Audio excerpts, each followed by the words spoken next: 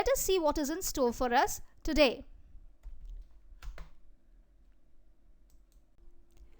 Now in this slide, we will see that at the end of this lesson, what will be our learning outcomes. So we will know what are the structure of the main parts of a female reproductive system and what are the functions of those parts. Now those who have not gone through the male reproductive system slides, please go through it. I am putting a link on the top so that you can go through those slides also and get a clear idea of the reproductive system of a human being, both male and female. So let us concentrate on the female part in this lesson. Now the male reproductive parts of a female reproductive system are a pair of ovaries, fallopian tubes or oviducts. Next comes the uterus, then comes the vagina and the external genitalia. So first is a pair of ovaries, then fallopian tubes. These are also 2 in number. Then comes uterus, then comes vagina and the external genitalia or the vulva. Now first we will concentrate on the ovaries. Now in this slide, let us see this diagram. Now follow my pointer. What are ovaries? Now these are the ovaries. We are having a pair of ovaries. Now these are mainly almond shaped. We can see that the shape is almost like an almond, or it is oval or ovoid in shape. It lies in the lower abdominal cavity and on the either side of the uterus. So uterus, this is the left side of the uterus and this is the right side of the uterus. So it is lying on the either side of the uterus. Now what is its function? Function of the ovary is to produce ova. That is, it manufactures eggs. Now next comes, it secretes the female sex hormones, the estrogen and the progesterone. And the maturation of egg, what is called the oogenesis process, happens in the ovary. Now this one egg matures in each ovary in alternate month. Like when in 1 month it is maturing in this, the next month this ovary will not be producing a mature ova. This next month this ovary will be producing. So it's an alternate process. I think it is clear. So it is a ovoid or almond shaped organ. Just to sum up, it is lying on the either side of the uterus. It is producing the female sex hormones, estrogen and progesterone. It helps in the process of oogenesis, and alternate months one ovary produces the matured ova. Now next comes the fallopian tubes. Now let us see where are these fallopian tubes. Now these are 2 tubes. These fallopian tubes are called oviducts also. Now either side of the uterus you can see these 2 tubes which are 10 cm to 15 cm long. And the proximal funnel shaped each oviduct. Now here each oviduct lies near the ovary. Now this is the ovary. They lie near the ovary and is called the infundibulum. They lie near the ovary. Now the proximal funnel shaped end. Now this end, which is the proximal end, is funnel shaped.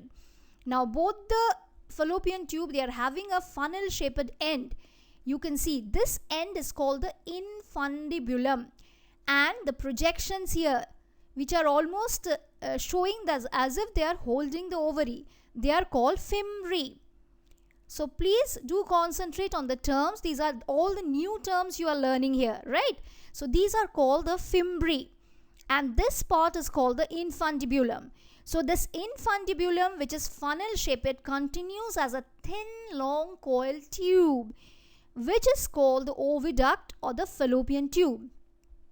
Now here on the either side of the uterus you can see these 2 fallopian tubes which are opening into the uterus. So the ova which is released, the matured egg which is released from the ovary, is carried through this fallopian tube to the uterus. And there in the uterus only we will study about the process of implantation in the near future. So let us concentrate now only on the structure. So previously we have studied about the previous slide about the ovaries. Now we are studying about the fallopian tube. So it is 10 to 15 centimeter. This funnel shaped portion is called the infundibulum. This part is called the fimbriae, and now next to this we can say the fallopian tube is opening in the, both the fallopian tubes are opening in the uterus. Now in the next slide we will be studying about what does this uterus look like. Now here in this slide we can see the structure of the uterus. See here, uterus, it is a pear-shaped organ. It is very muscular and it is having a thick wall. You can see this is a thick wall of the uterus. Now this was the ovary in the first slide we have studied. Then comes the fallopian tube, and next to that comes the uterus. Now it is a pear-shaped organ. It is a very muscular and thick-walled organ which is almost located in the pelvic cavity between the rectum and the urinary bladder. So it is located in the pelvic cavity. You see the pointer here. This is the pelvic region.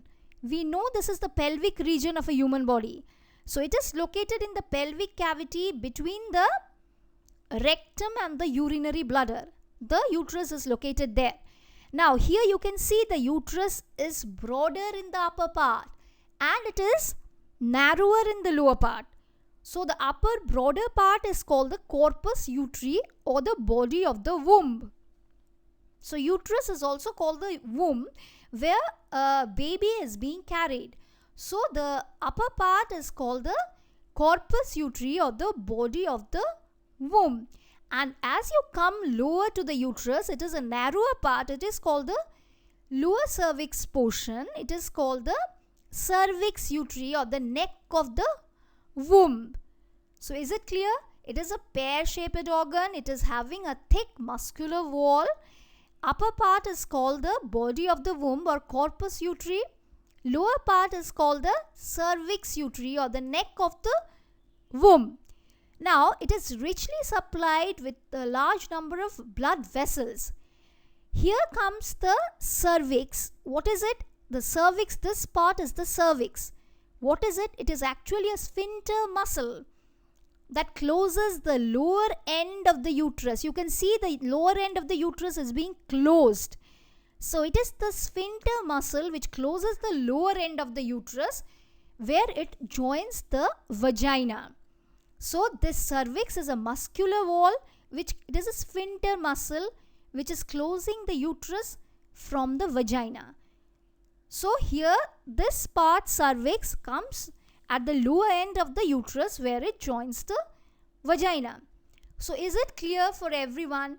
Please do make the concepts very clear so that in the near future when we are studying about fertilization, implantation and all, you don't have any problem with the structure and where all they are located and how it is functioning. It should not be a problem. So please be clear, dear students.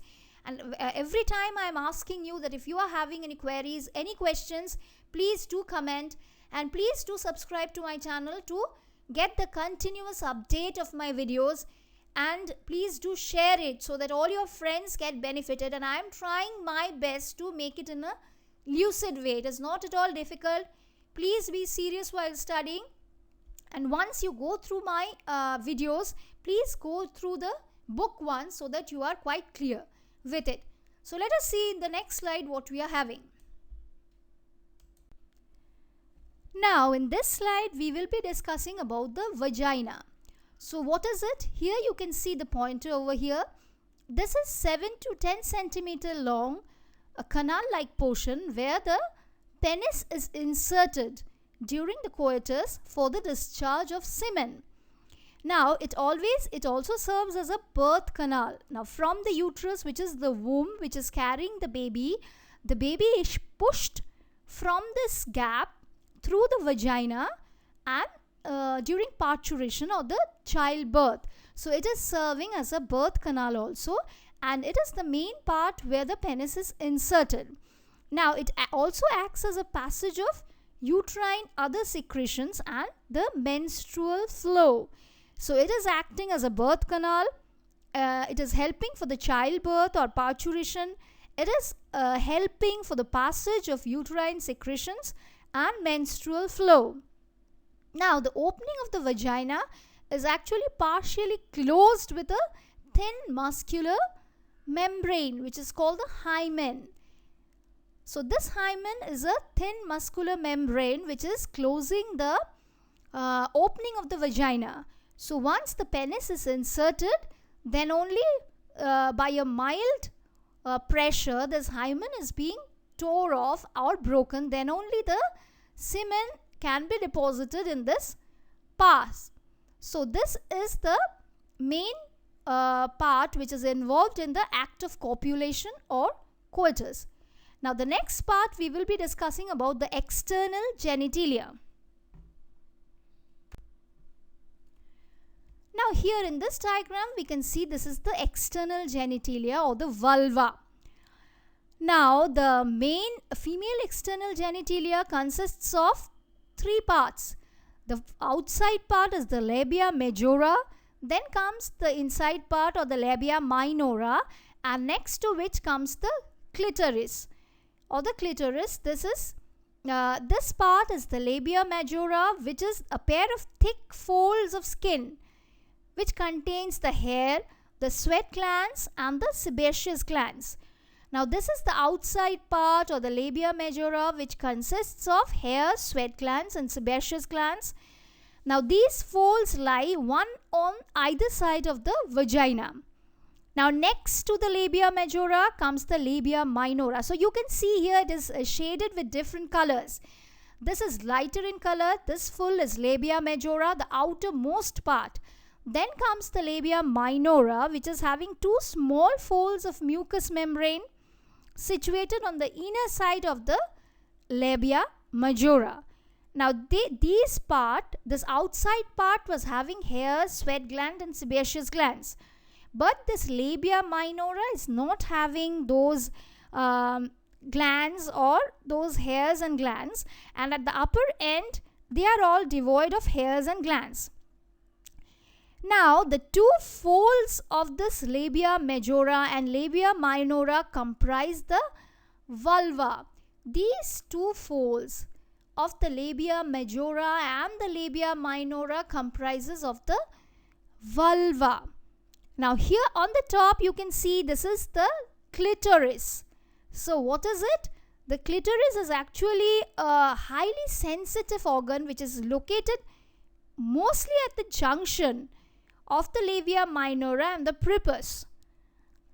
So this clitoris actually responds, as in males we can say the penis, and in female it is the clitoris. Now the vagina opens to the outside of the outside opening. This one is called the vestibulum. You can see the vulva vestibule. It is marked. It is the vaginal opening, or it is called the vestibulum. Now we have told in the previous one only that the vagina opens up. Through it only you can see the menstrual flow is also there, as well as other secretions are also, discharges are also flowing, uterine secretions are also passing through the vagina. So in female the urethra and the genital duct have separate openings. So this is the urethral opening through which we pass the urine. So this is the urethral opening or the separate opening, and this is the genital opening through which the genital duct or vagina is opening. Now when you come down here, this is the anus. So is it clear with everyone? So please make it clear. Any queries, any doubts, please do comment, and don't forget to like and share and subscribe to my channel. And wherever you are having doubts, please do read it, and please do go through my previous all the slides regarding reproductive system so that you get it clear. So just a quick sum up. Three parts mainly: labia majora, labia minora and the clitoris. Now this part which is opening is called the vestibulum or the vestibula, the vulva vestibule. Then this here we can see the urethral opening and the vaginal opening are separate in a female reproductive system. So this is all of now in the structure and function of a female reproductive system. So I'll keep on giving you updates on the female reproductive system. As of now, we have completed this structure and function. So next we will come up with the menstrual cycle in human females. Thank you.